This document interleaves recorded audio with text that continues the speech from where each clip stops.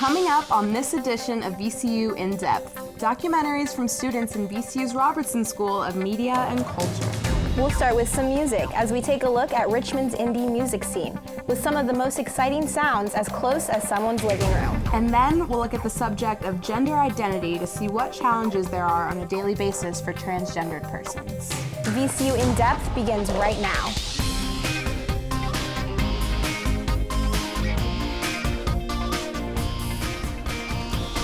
Good evening and welcome to VCU In Depth. I'm Sasha Jerome. And I'm Brianna Nardi. Thanks for joining us as we feature documentaries from undergraduate students in VCU's Robertson School of Media and Culture. Since the 1980s, Richmond has been host to a growing independent music scene that encompasses many genres and rejects conventions of popular music. Musicians and bands in RVA have a multitude of venues where they can perform, but some of the most popular ones aren't venues at all. Houses allow for more intimate settings for live performance, which is exactly why many independent bands prefer them to the formal stage.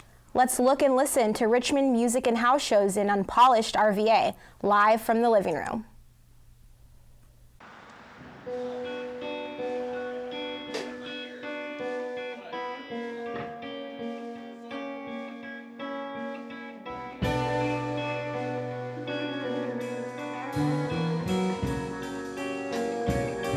No other place like Richmond. I travel a lot, and everywhere I go hunting for the local music scene. You know, Boston, New York City, Paris, London. You go to New York City, you've got to hunt.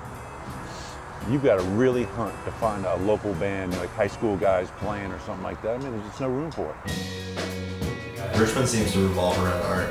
Art and music, they're like intertwined. It revolves around youth culture. People move to Richmond for the arts and music. I mean, I moved here because I wanted to meet musicians. Yo, it's time to play some music.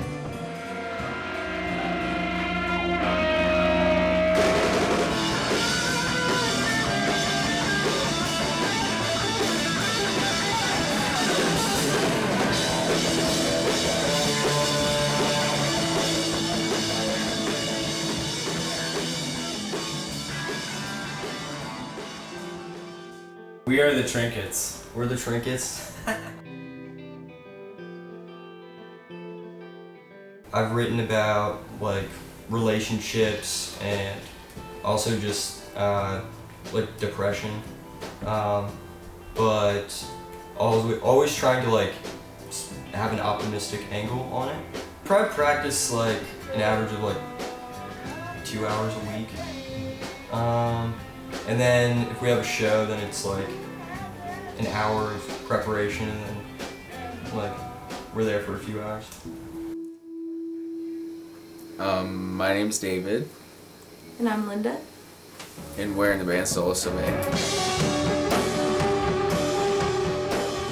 I try to bring like different kind of sounds and, different words and different syllables, and kind of bring either, things from my experiences or things from other people's experiences. Something that can be universal in a way too. Yeah, and like thought of and related to in like 3 or 4 different ways, kind of. I'm Andrew. I'm Wyatt. And I'm Joe, and collectively we are Ashes. All of us come from completely different backgrounds, and I mean, we all share a couple things in common, but for the most part, it's a collage of music and throwing together and us bouncing ideas off each other. We like to hide away and really practice things and kind of have a really good idea of what's going on before we get on stage in front of people. Because we're trying to sync up lights and projections behind us and images and kind of, dynamics and stuff. It's a certain animal, the house show. It's a different animal than the live show, or than the formal venue. I like house shows because they're a lot more emotional. There's a lot more reaction and intimacy with the audience. You're a part of the show. You're not watching the show, you're a part of the show. And the other thing is, I can do that. And a lot of people did do that.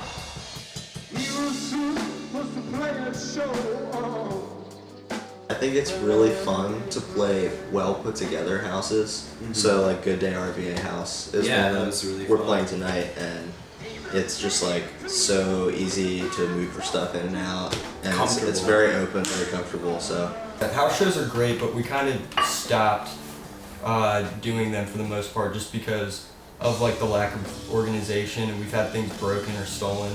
So it's awesome when it goes well and I feel closer to like the people too. When it comes down to it, you still have to respect the house. This is someone's home.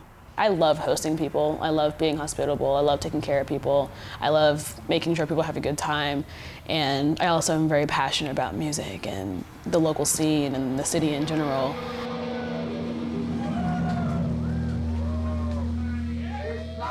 I probably wouldn't be playing music if it wasn't for playing shows. It's just like something special about it that I don't know, I just don't want to stop, you know?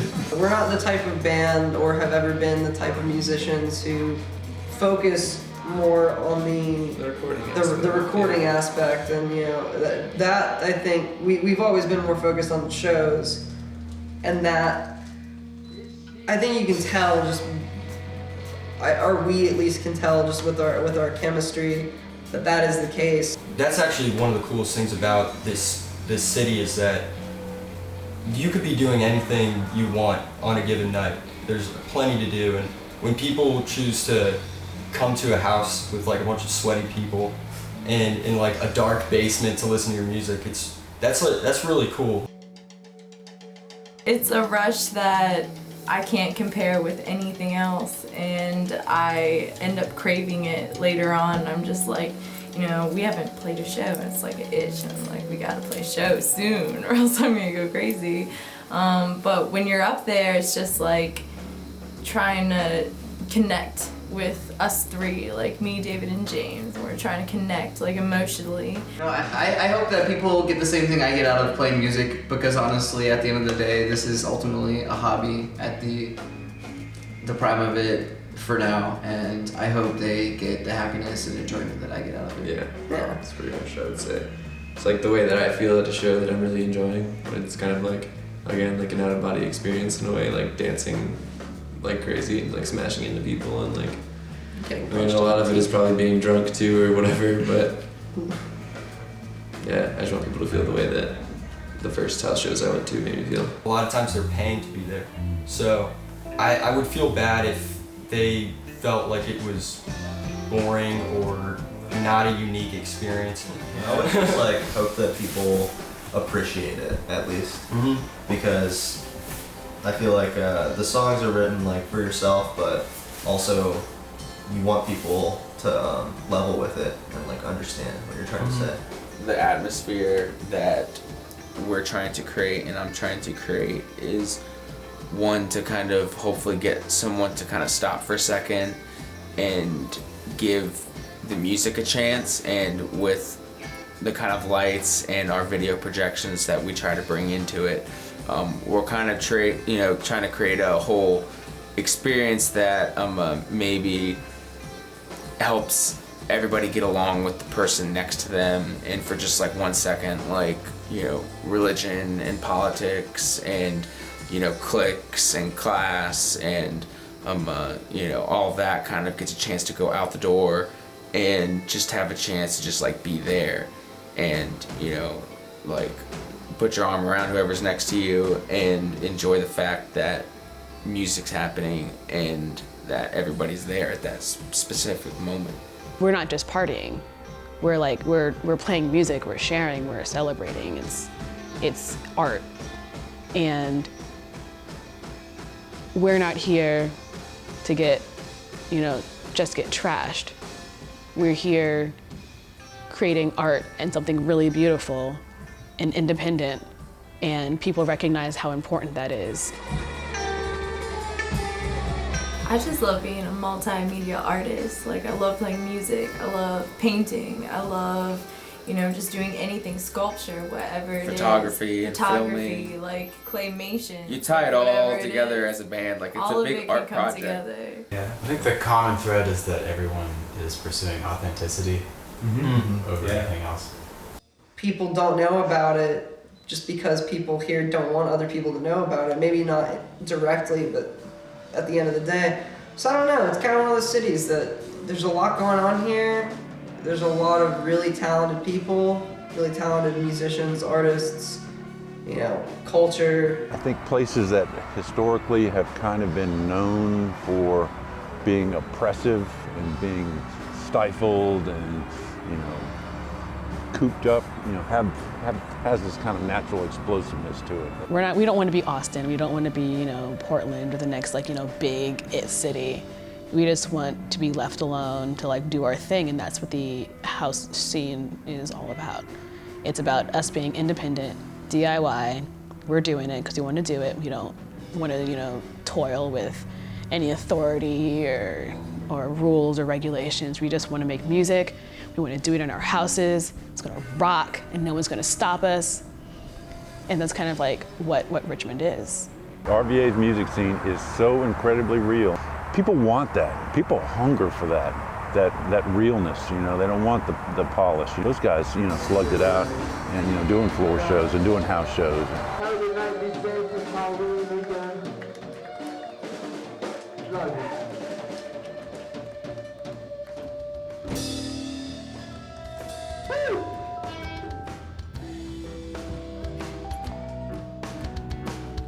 Got to get out of this town. Hop a train to get to Magic Fly City. The problem is I keep getting robbed. I'm Bill Oglesby, an assistant professor in VCU's Robertson School of Media and Culture and the instructor for the documentary class. Joining me tonight are Nicholas Maharaj, Marcus Blackwell, and Riley Murtaugh, who produced the unpolished RVA documentary, live from the living room, right? Okay. Yeah. Well, in fact, Nick, starting off, when you were going live from the living room, what were some of the challenges that you faced producing this?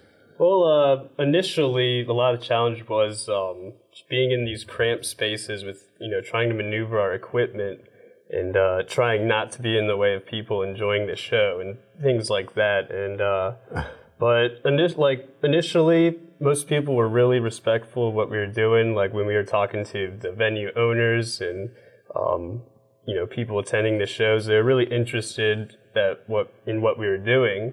And also, you know, pretty stoked that we were, you know, doing this film about this scene that they all worked so hard to put together. Yeah, it must have been really tight spaces. Marcus, let me ask you, in shooting the documentary, what did you sort of take away from the whole experience? I think all of us learned a lot. I think for the most part, finding like creative ways to shoot live performances was very important. You know, so we want to show the people like what it's like being there for these live house shows, you know. Also patience. A documentary is a long process to put together, so taking things step by step I think was very important for us. So the shooting and then having a lot of time for us to edit was very impactful. Yeah, it almost requires that second camera, doesn't it, because of the audio you need to pick up. Yeah, definitely. Yeah. Riley, let me ask you, what made you want to pursue telling this particular story? Well, music is one of the things that really attracted me to Richmond and to VCU. Because there really is this kind of like open creative space for all these like really talented people to you know, create music, and it's all very original. And I think also part of that is just telling a story that already has sound with it, you know, is kind of like an advantage. But because the sound kind of coexists with the music or with the video, you know, we really got to do some cool things in editing. Working with those kinds of things, so it was a lot of fun. Also, how'd you decide on this particular narrative structure, real quickly? Well, we wanted to sort of put together the video in a way that a band would be setting up for a show, practicing, and, you know, finishing the show. So we tried to fit that narrative into that story arc. And okay. I hope we did a good job. Well, I think so. And I've been speaking with Robertson School students and documentary producers Nicholas Maharaj, Marcus Blackwell, and Riley Murtaugh. Good job, guys. Thanks. Thanks, Dr. Oglesby. Gender roles have changed in many ways throughout history, as well as the more recent attention they are receiving in society. We are now getting a broader definition of what gender means in our world and learning new things about addressing the issue. There are challenges not just for the population at large, but for those who are facing their own sexual orientation. In this mini documentary entitled Gender Identity, we will take a look at what it is like to be transgender today.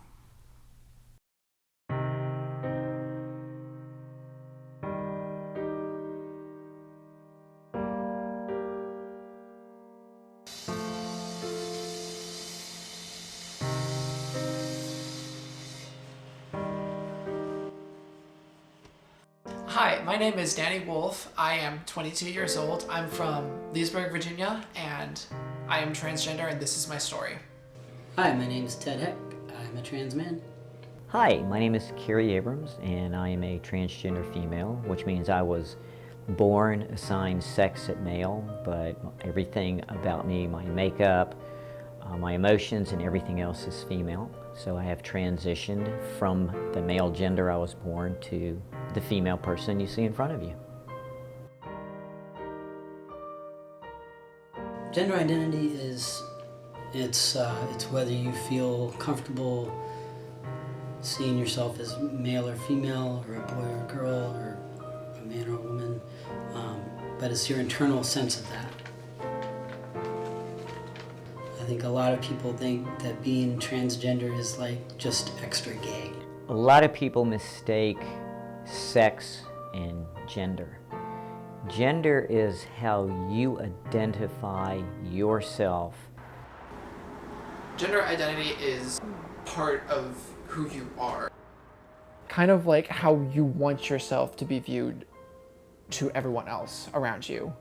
Gender identity is essentially a person's concept of whether or not they feel they are a man or a woman, or neither, or some combination of both. But gender identity is, in your mind, how much you feel attached to masculinity or femininity, how you view your own body, and how you view your own gender.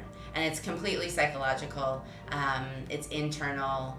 We all have parts of ourselves that are masculine and feminine.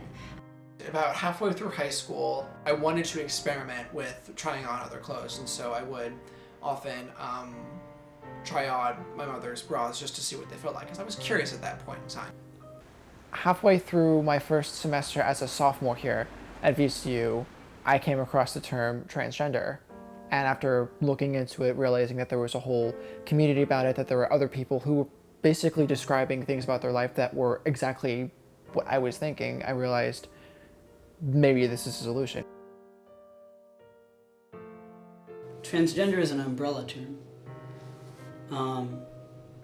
And under that umbrella is transsexual.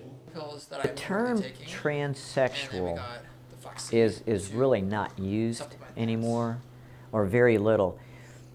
It referred to somebody that had generally gone through various surgeries. The term transgender is actually an umbrella term, and it refers to anybody that in any way questions their gender identity. Transgender is essentially an umbrella term for anyone who identifies as the opposite gender. They don't have to go through the surgery, they don't have to be on hormones, they don't have to do any of the medical procedures that other transgender people would just to be considered transgender. It's their identity. Someone who is transgender basically breaks the entire tradition that gender is a binary. It confuses a lot of people. You don't really realize that gender is a thing until it's challenged. But there are so many people who are just sort of gender nonconforming, or gender queer, or gender fluid, or, like I am, non-binary. Thinking of gender identity as a spectrum is far more useful than thinking of it as just two sides of a coin. We're currently in a very delicate period of American history where our concept of gender is being redefined, and those traditional boundaries, they are being broken. And that's where most of the problem comes from, is that people think that their traditional mentality is being compromised. People are scared because they don't know. I do get looks whenever I'm in class or when I'm placing an order at a restaurant or something. People look at me a little surprised. I get weird looks. When you're a transgender person, You have to understand curiosity, and people are gonna look, and you can't take that as offensive. For me, it hurts to be me, because after being told by so many other people that just the transgender identity is an abomination, some days you're going to feel like you are. You just wake up and not want to be awake.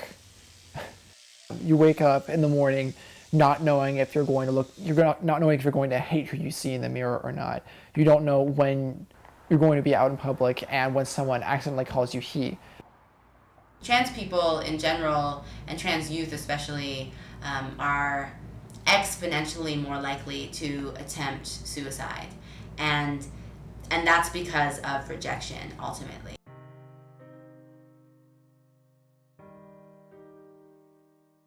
Depression tends to be higher among transgender people. There's no doubt that transgender people are discriminated against. I do know a lot of trans people who have been assaulted by police officers. I know trans people who have been fired specifically because they were trans. And I know trans people who have been treated badly by doctors. I know people that have been discriminated against, and yes, the community that I'm part of, the transgender community, faces a lot of discrimination in various or multitude of areas: healthcare, housing, employment, medical.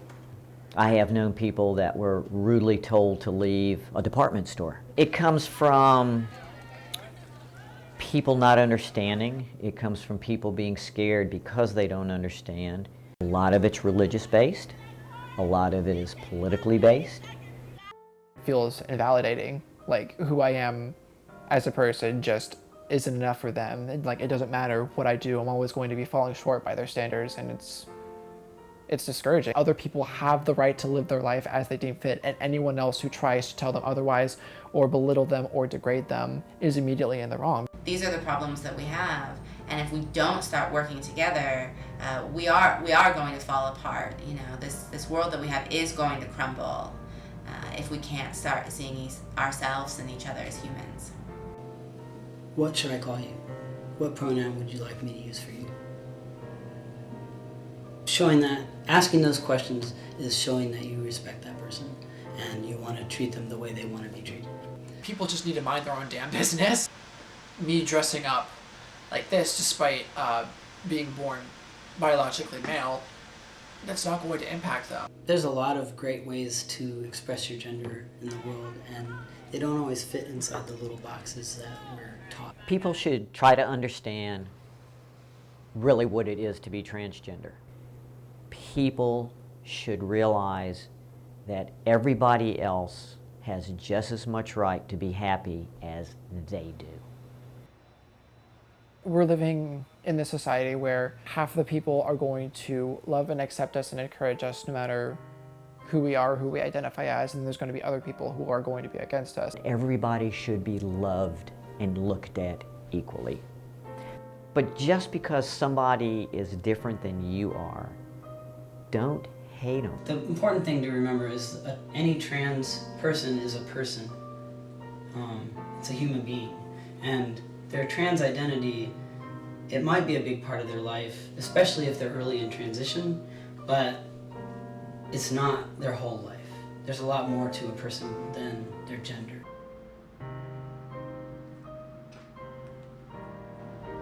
No. How did she get it?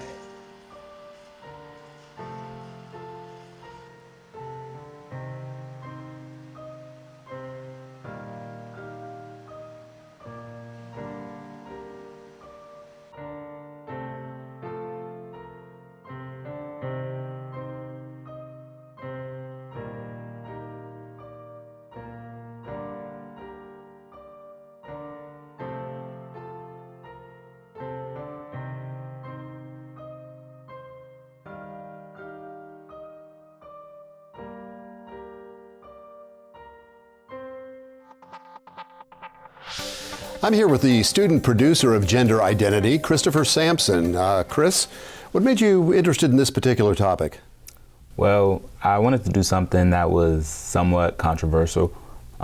There's a lot of stuff in the media about transgender people in bathrooms, things like that. So I wanted to do something that was controversial and people would have a lot of opinions about, and hopefully it would grab their attention when they hear the topic and what it's about.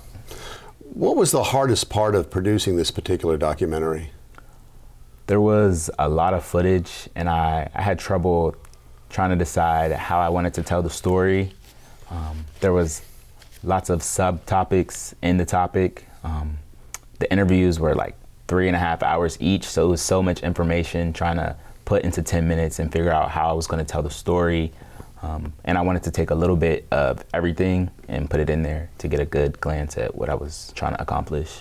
There's probably a pretty long learning curve with this kind of topic, isn't there? Yeah, it was very new to me, so it was also hard because I wasn't sure exactly about a lot, so I learned a lot on the way as well. Did you find all the subjects of your documentary to be very cooperative with you in this? They were very interested to tell their side of the story and give people a glance at what it was really like to be transgender, and that's why I think it was also good to have a transgender man and a transgender female, and then someone who is newly transgender, because it gave like aspects from all different sides. Uh-huh. What would you most like for people to take away from this documentary? I wanted people to learn something new, just understand what it really is, what it really is like.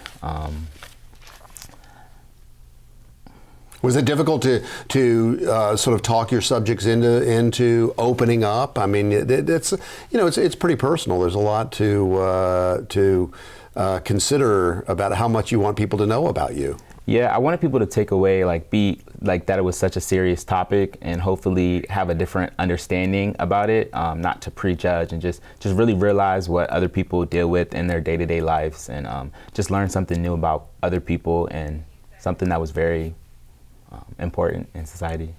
Okay. Well, thanks again, Chris. Chris Sampson, the producer of Gender Identity. Thanks again, Dr. Oglesby, and all the documentary students at VCU. That does it for this edition of VCU In Depth, and thank you for joining us. I'm Brianna Nardi. And I'm Sasha Jerome. For all of us at VCU In Depth, good night.